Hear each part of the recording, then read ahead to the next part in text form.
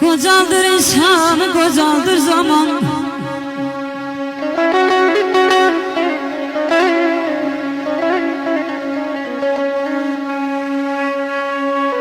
Kocaldır insanı, kocaldır zaman. Yüreğin ateşi közü kocalma.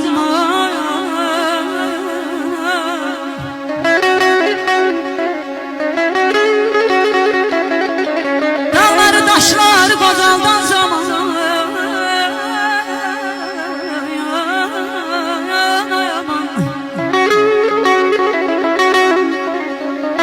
Dağlar taşlar kocaldan zaman. Bilmirəm bəs niyə özü kocalmır, özü kocaldan.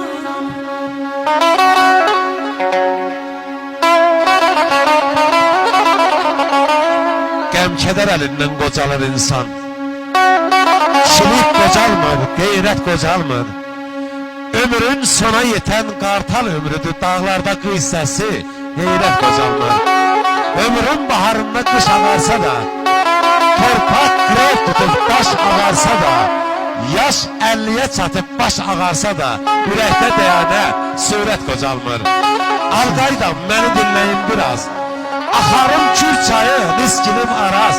Yaprağım şiiriyat, varım telli saz. Elde hürmetim var, hürmet kocalmır.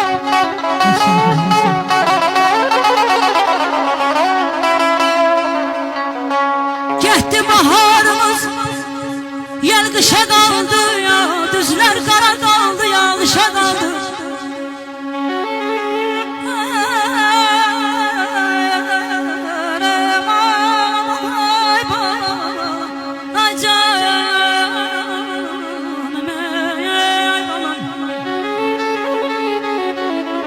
Baharımız yer dışa kaldı ya. Düzler kara kaldı, yağışa kaldı. Bizimki bir grup akşa kaldı.